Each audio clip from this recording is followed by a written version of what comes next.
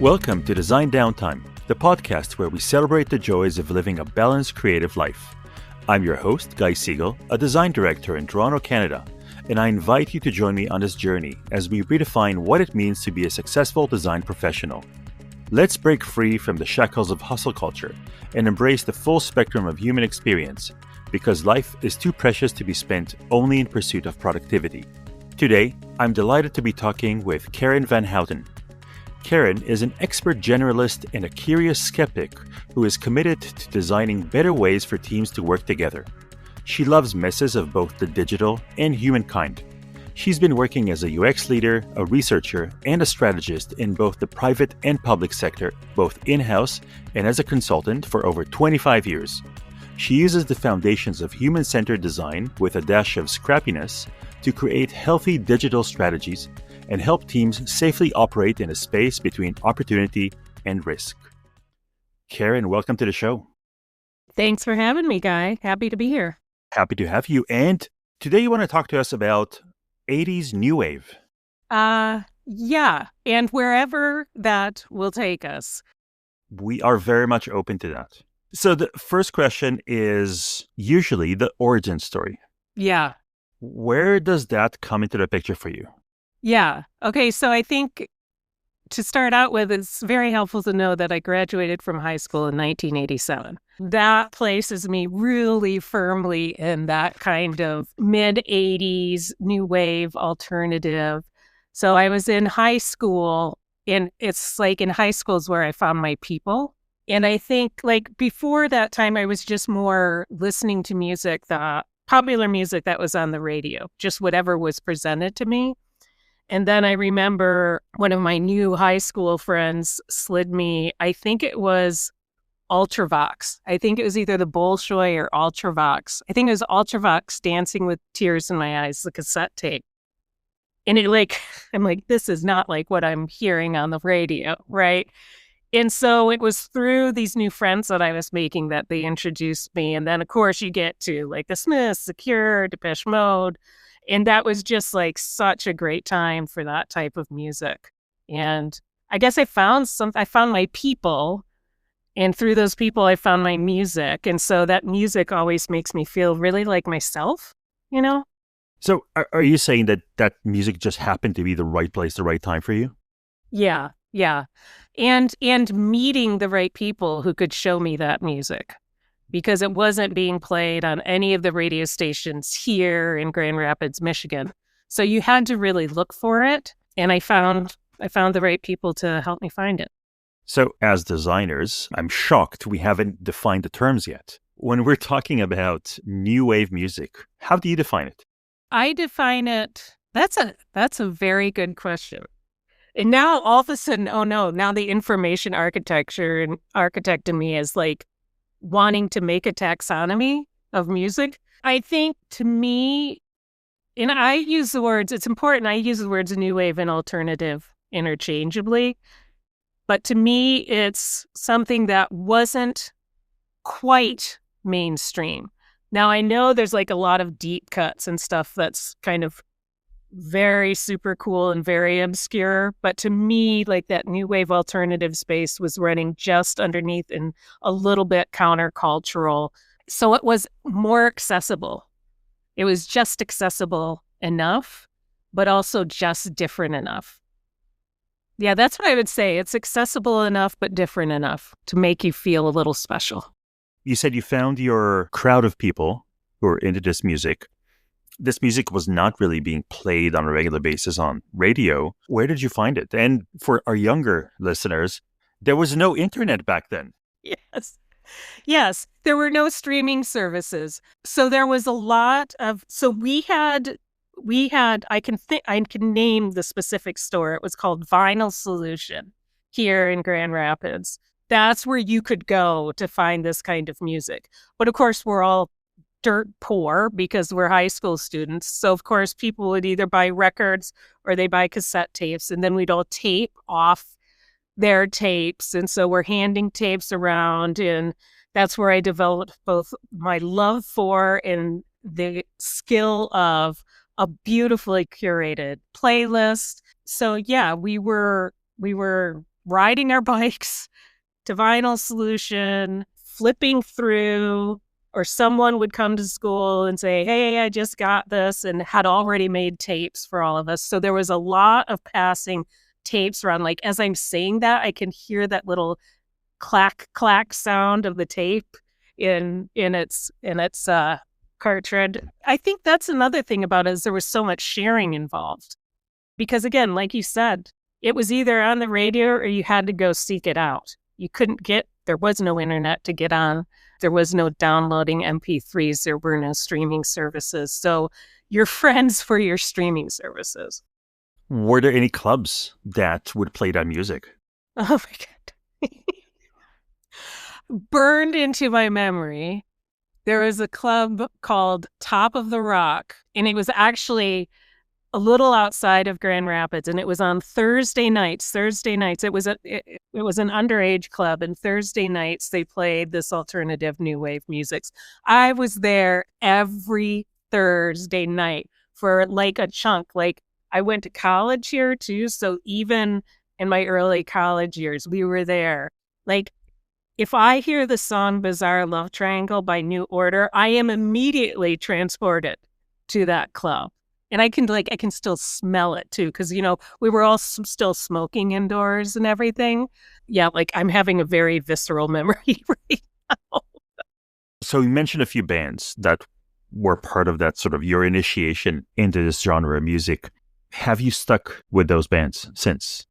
Oh, yeah. I'm no longer on Spotify. I'm on Tidal, but for years, my Spotify Wrapped New Order was still my most played artist. So I still, on the regular, look, I have my Tidal up right now, and one of the playlists is like Howard Jones, In Excess, Tears for Fears, and more. Another one is The Church, Echo and the Bunnymen, The Jesus and the Mary Chain.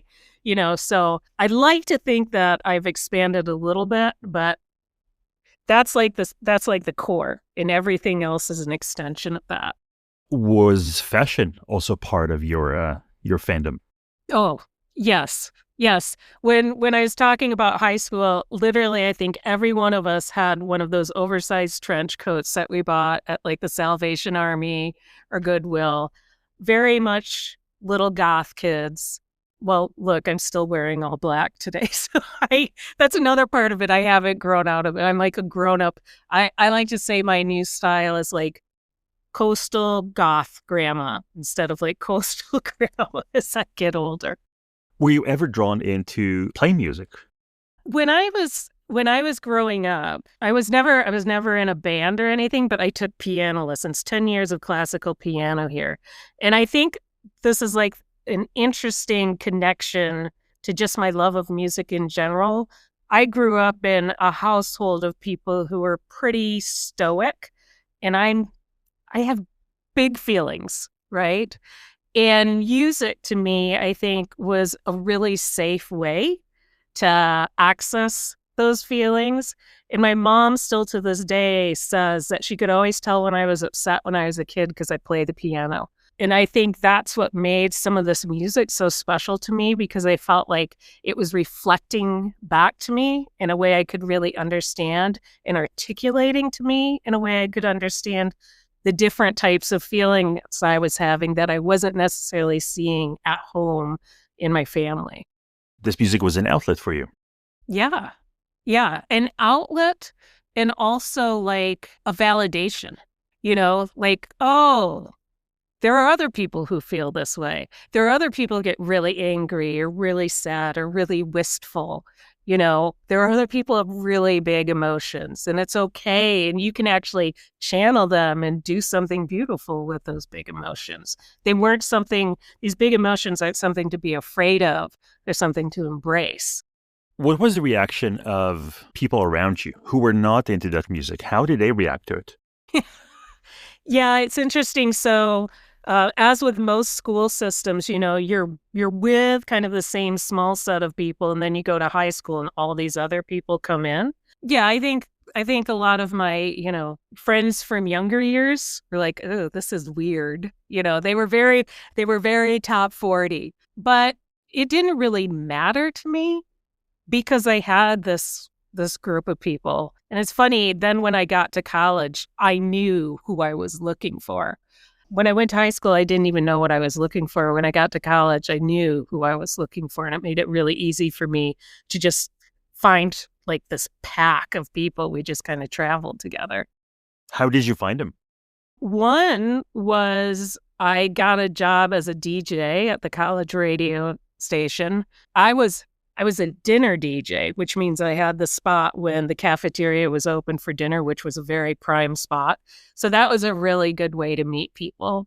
And then, living in the dorms, what music everybody is listening to, right? Because you can hear it. So literally you can wander down the hall and, someone's got like the new Cure album and you're like, pop your head in and introduce yourself. So I think that's another way. It's like a signifier too, right? Music is a signifier. And you're like, oh, okay. I know if they listen to that music, I already know a little something about them. So that's probably a person I want to get to know better. I'm really curious about your time being a college DJ. How would that work? How much freedom did you have in picking your music? So I actually went to a parochial college. So obviously there were some restrictions. I know that if we ever were to play like The Damned, we had to refer to them, I'm not making this up, as the unelect. So obviously there were restrictions, but other than that, and again, children, at this time, we literally had records we were playing, and you literally had to play the records when you were a DJ. There was kind of like some requirements. I think like we had to play at least one reggae song and at least one new release. There were like certain things like that. But other than that, it was up to you. And then people obviously would call in and request stuff. And that would be an interesting way to find new music too. What are people requesting? Do we have it? We also had access to the studio during off hours. So you could go in and, again, make mixtapes, tape anything you wanted to. So that kind of became like my library, was a radio station. How did you stay up to date with what's happening in the music world? Well, when you're at the college radio station, you're getting new stuff in. I also had friends who were writing a column on music, so relied on them a lot. And then again, going to the club. That's where you're gonna hear a lot of new stuff too. And I also dated a DJ in college, not a radio DJ, a spin DJ. So again, through other people. And then I would share stuff too. Like I would share stuff that was coming into the radio station. So again, there's a real sense of community when music is literally passed hand to hand versus downloaded or streamed. As with any sort of music or art form that is on the avant-garde, with time, it becomes sort of absorbed into the mainstream. And there's always that day where you're at the grocery store and you hear, Depeche Mode being played. When did that happen to you?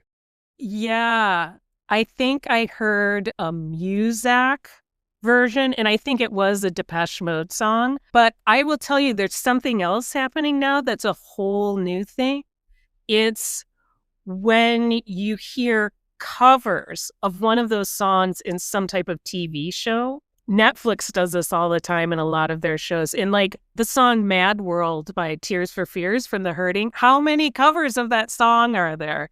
So it used to be like the music version, or they're using a song in a commercial. And now I think the next thing is they're using a cover of the song in some like teen drama on Netflix. That's the new kind of explosion into the new culture. And like the 80s and the late 80s and early 90s is having such a resurgence now. So it's everywhere.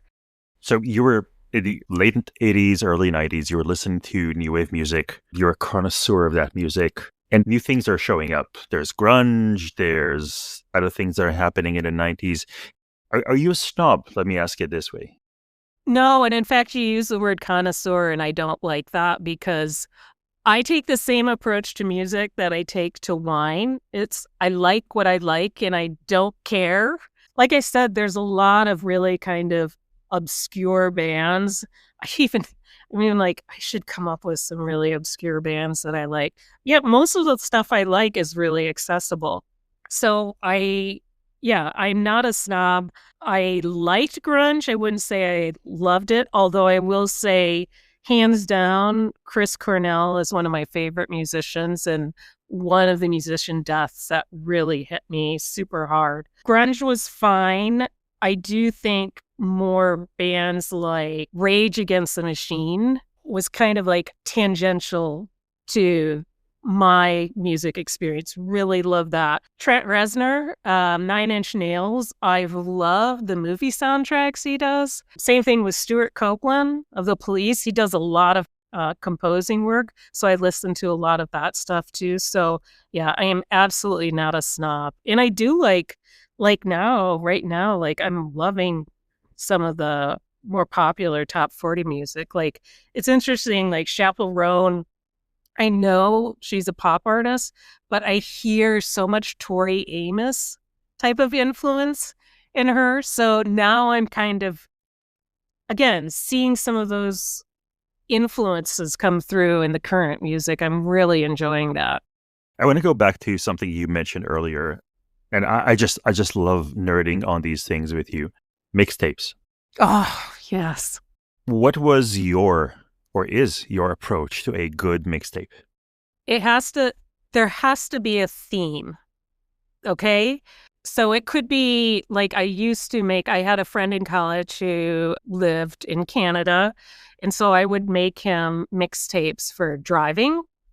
So you're thinking, okay, you're going to be in the car a long time. I want to have the right variation of songs versus like something like more of a dance-based playlist. So, everything's going to be kind of similar in beats per minute.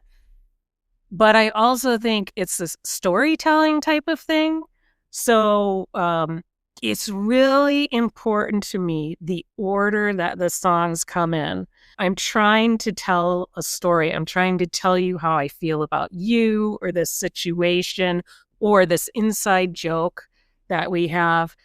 And also, it's such a commitment. I mean, it was such a commitment because, you've got your dual tape deck and you're putting in a tape and you're recording that song, then taking it out and putting in the next. So I'd start, oh my gosh, I just had this revelation. Like I was basically doing design work before I ever became a designer, because literally I'd start writing out possible songs and then I'd start figuring out, okay, what would make sense to go where? And then I'd get it all set and then I would record it. And that became like a thing. Like friends knew if it was their birthday, they were going to get a playlist.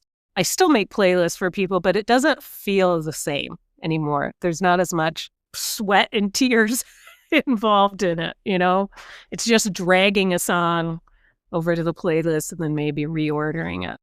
Yeah, there's that decision of what's going to be side A finisher and then the side B opener. Yeah.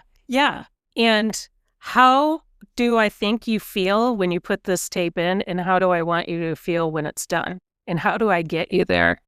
So tied to that, how do you see, or do you see, new wave music being special or unique in the way it tells a story? I think there tends to be this kind of combination. There's always a little bit of darkness, but also like this wistfulness. And I think that little kind of like hint of darkness in a lot. I mean, I don't think Erasure has a ton of darkness, but definitely like Depeche Mode, The Cure, The Smiths, especially earlier in New Order.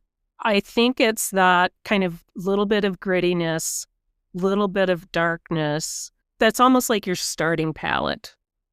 And then you choose to either lighten it up or just kind of go all the way in. And I think of, I'm frustrated that I still like the Smiths because Morrissey turned out to be to use a Morrissey term, such a wanker. But I think they did that. He and Johnny Marr did that so well with like really catchy melodies, but really either dark or cynical or sarcastic in the lyrics. And I think that's something, that kind of juxtaposition, that the music can be beautiful, but it's also really dark. I mean, it kind of feels like life, right? It can be beautiful and really dark. I know there's this kind of false dichotomy of people who are more into the music and the tunes versus people who are more into the lyrics. Where do you see yourself in that spectrum? Well, as someone who, I probably don't know where my car keys are right now, but I can remember every lyric to every song on Depeche Mode Violator. I think it's both. And I think that gets, like, I love to watch documentaries on musicians and how they write music. One thing that I think it's really interesting is musicians who start with the music versus start with the lyrics type of thing. I think, were I a musician, I would probably be a start with the lyrics thing, or at least the message, what I want to talk about, and then let the music fit it. But it's the two things. I love them both, but I really like the lyrics because I like to sing along to my songs. Back in those early days of you really getting into new wave, and maybe after, did you ever go and explore the origins, what led to that music, where they drew their inspiration from? Yeah, I think, definitely spent some time looking at like the punk movement of like the late 70s. And I really got into David Bowie for a while. In college, I had two hamsters named Ziggy Stardust and Aladdin Sane. So yeah, and also I had an older brother. He was 5 years older than me.